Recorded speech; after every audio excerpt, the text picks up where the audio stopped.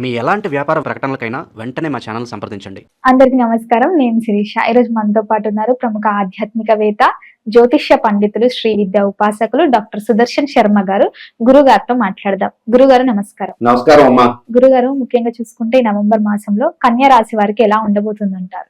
ప్రధానంగా కన్యా రాశి గురించి తెలుసుకోబోయే ముందు అసలు దైవ ప్రార్థన చేసుకుందాం తల్లి. మాతర్మే మధు కైట భగ్ని మహిషా ప్రాణాపహారోద్యమే హేలా నిర్మిత ధూమ్రలోచన వదే హే చండముండార్దిని నిశ్శేషీకృత రక్త బీజదనుజే నిత్యేను శుంభావహే శుంభధ్వంసిని సంహరాసు దురితు దుర్గే నమస్తే అంబికే. శ్రీ దుర్గా పరాదేవతాయ నమో నమః. శ్రీ మహాగణాధిపతయ నమో నమః. శ్రీ గురుభ్యో నమో నమః. అస్మత్పితు చరణార విందాభ్యో నమో నమః. ప్రధానంగా ఈ యొక్క కన్యా రాశి యొక్క గోచార ఫలితాల గురించి తెలుసుకోబోయే ముందు ప్రధానంగా గోచారం అనేది మనిషి జీవనంలో 30% ఫలితాలు చూపిస్తున్నాము.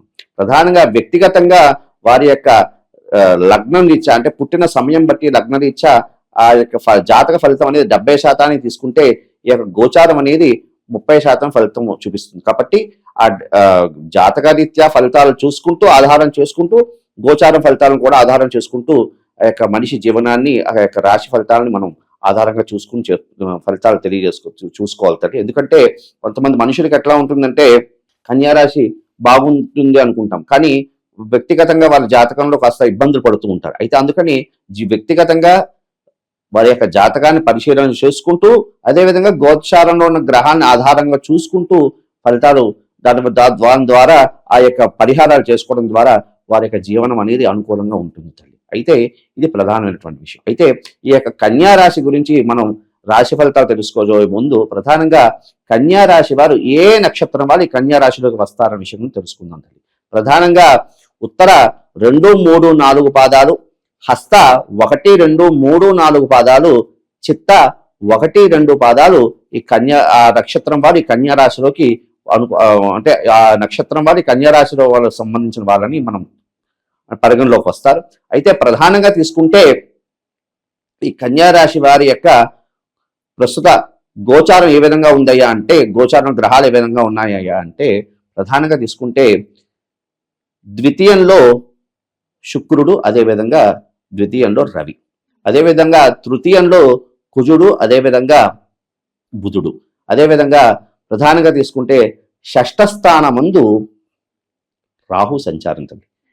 ఈ షష్ఠ స్థానమందు రాహు సంచారం, అదేవిధంగా సప్తమ మందు శని సంచారం, అదేవిధంగా వ్యయస్థానమందు కేతు సంచారం, అదేవిధంగా ఏకాదశ మందు గురు సంచారం. ఈ యొక్క గ్రహగతులను ఆధారంగా తీసుకుంటే యొక్క కన్యా రాశికి అంత అనుకూలంగా లేదు. ఈ యొక్క మాసం నవంబర్ మాసం అంత అనుకూలంగా లేదు అని చెప్పుకోవచ్చు. ఎందుకు అంటే గ్రహగతులు అంత అనుకూలంగా లేవు తల్లి. ప్రధానంగా ఏది ముట్టుకున్నా కూడా అది మట్టి మశానం అయ్యేటట్లుగా కనిపిస్తున్నారు. ఎందుకు అంటే ప్రధానంగా శని ప్రభావం, శని అంత అనుకూలంగా లేదు. వక్రీ శని ప్రస్తుతం వక్రించాడు. దాని ద్వారా ఇబ్బందిమైనటువంటి పరిస్థితులు ఏర్పడడానికి అవకాశం అనేది ఉంది. అదేవిధంగా ఈ యొక్క కుజుడు కూడా అంత అనుకూలంగా లేకపోవడం ద్వారా ఇబ్బందులు పడేటువంటి అవకాశం అనేది ఉన్నది. ఏ విషయంలో కూడా విఘ్నాలు ఎక్కువ, ప్రధానంగా విఘ్నాలు ఎక్కువ వస్తూ ఉంటాయి. ప్రతి విషయంలో కూడా ఆటంకాలు కలగడానికి అవకాశం అనేది ప్రధానంగా ఈ కన్యా రాశి ఆటంక విఘ్నాలు సంబంధమైనటువంటి కారకత్వం వల్ల ఇబ్బందులు పడే అవకాశం అనేది ఉంటుంది. అలాగే ఉద్యోగం చేసే వాళ్ళకి ఎలా ఉంటుందంట? ఉద్యోగరీత్యా కూడా కాస్త ఉడుదుడుకు రావడానికి అవకాశం ఉంటుంది. కాస్త అధికారులతో చికాకులు, అధికారులతో మాట తినే యోగం అనేది కలుగుతుంది. ఎందుకంటే ప్రధానంగా తీసుకుంటే ఈ యొక్క వ్యయంలో కేతు సంచారం, అదేవిధంగా షష్ఠ స్థానంలో రాహు సంచారం వల్ల శత్రువులు, ఉద్యోగంలో శత్రువులు, వాటి ద్వారా ఇబ్బందులు కలిగి కాస్త అధికారులతో ఇబ్బంది పడేటటువంటి పరిస్థితులు సూచిస్తున్నాయమ్మా. ఇది ప్రధానమైనటువంటి విషయం. అదేవిధంగా ఉద్యోగ ప్రయత్నం చేస్తున్న వారు కూడా ప్రధానంగా ప్రథమంలో విఘ్నాలు వచ్చినా అంతిమంలో విజయం సాధించడానికి అవకాశం అనేది ఉంది. గురుగారు, అలాగే ఈ కన్యా రాశి వారికి విద్యార్థులకు ఎలా ఉండబోతుందంటారు ఈ మాసం అంతా? ప్రధానంగా విద్యార్థులు, ఈ కన్యా రాశిలో సంబంధించినటువంటి విద్యార్థులు చాలా కష్టపడి చదవాల్సి ఉంటుందమ్మా. ఎందుకు అంటే గ్రహగతులు అంత అనుకూలంగా లేవు కాబట్టి కష్టపడితేనే ఫలితం రావడానికి అవకాశం అనేది ఉంది తల్లి. అలాగే గురుగారు, ఉద్యోగం మారాలి అనుకుంటున్న వాళ్ళకి ఎలా ఉంటుందంటే? ప్రస్తుత కాలంలో ఉద్యోగం మారాలి అనుకున్న వాళ్ళు ఆ ప్రయత్నాన్ని విరమించుకోవడం చాలా ఉత్తమమైనటువంటి విషయం. అలాగే గురుగారు, ఈ కన్యా రాశి వారు ఏదైనా బిజినెస్ స్టార్ట్ చేయాలనుకుంటే ఈ మాసం అనుకూలంగా ఉందంటారా వీళ్ళకి? ప్రధానంగా తీసుకుంటే ఈ కన్యా రాశి వారు ఈ వ్యాపార నిమిత్తార్థం చేసే ప్రయత్నాలు మిశ్రమిశ్రం ఫలితాలను కలగడానికి అవకాశం ఉంది.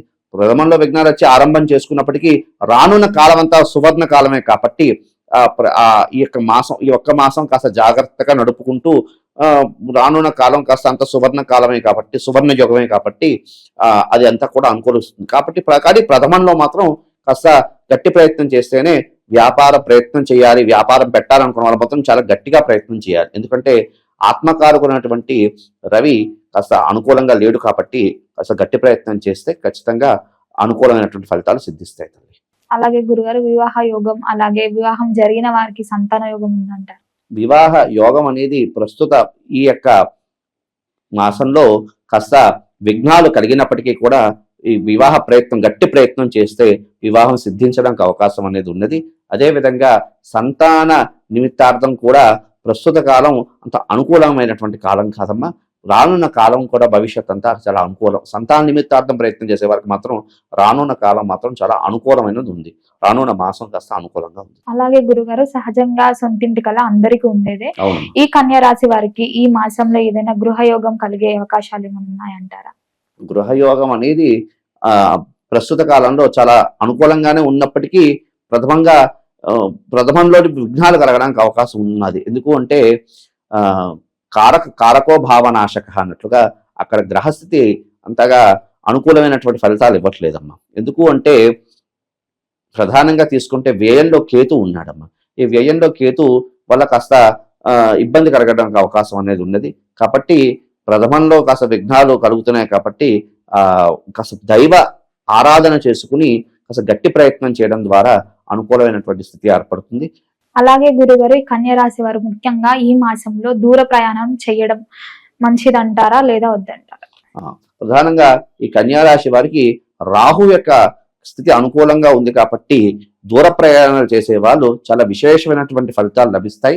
అదేవిధంగా ఆకస్మిక ధనప్రాప్తి కూడా ఈ రాశి వారికి కలిగే యోగ్యత అయితే కనిపిస్తుంది. గురుగారు, ముఖ్యంగా ఈ నవంబర్ మాసంలో కన్యా రాశి వారు ఏ దైవాన్ని పూజించమంటారు, ఎలాంటి పరిహారాలు చేయాలంటారు, ఏం దాన ధర్మం చేయమంటారు?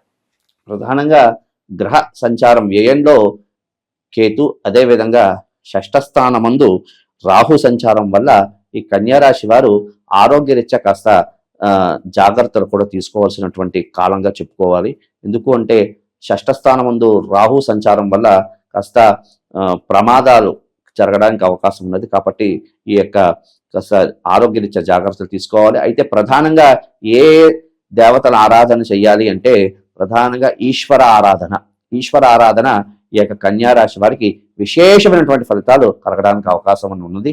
అదేవిధంగా ప్రధానంగా తీసుకుంటే ఈ యొక్క కన్యా రాశి వారు గురు దత్తాత్రేయ స్వామి, ప్రధానంగా దక్షిణామూర్తికి సంబంధించి శనగలు ముందు రోజు నానబెట్టుకుని, అంటే బుధవారం రోజు శనగలు నానబెట్టుకుని గురువారం నాడు ఒక దత్తాత్రేయ దేవాలయంలో కానీ గురు సాంప్రదాయంలో సంబంధమైనటువంటి దేవాలయాల్లో ఆ యొక్క శనగల్ని స్వామివారికి నివేదన చేసి అక్కడ ఉన్నటువంటి భక్తుడికి పంచడం ద్వారా ఈ యొక్క సమస్యల నుండి అధిగమిస్తారు. అదేవిధంగా కార్యసిద్ధి విశేషంగా కలగడానికి అవకాశం అనేది ఉన్నది. అదేవిధంగా అవకాశం ఉన్నవారు ఈ యొక్క కన్యా రాశి వారు విశేషంగా ఈ యొక్క ప్రస్తుత కాలం అంతా కూడా శివకేశవులకి భేదం లేనటువంటి కాలం. అదేవిధంగా శివారాధనకి విష్ణు సంబంధమైన ఆరాధనకి విశేషమైనటువంటి కాలం కాబట్టి అవకాశం ఉన్నవారు కార్తీక మాసంలో శక్తి ఉన్నవారు విశేషంగా పాశుపత హవనం చేయించుకోవడం ద్వారా విశేషమైనటువంటి ఫలితాలు కలగడానికి అవకాశం అనేది ఉంది. మొత్తం మీద గురుగారు, ఈ నవంబర్ మాసంలో కన్యా రాశి వారికి ఎలా ఉండబోతుంది, ఎలాంటి జాగ్రత్తలు తీసుకోవాలి, ఎలాంటి పరిహారాలు చేయాలి, ఏ దైవాన్ని పూజించాలో తెలియజేసినందుకు ధన్యవాదాలు. నమస్కారం.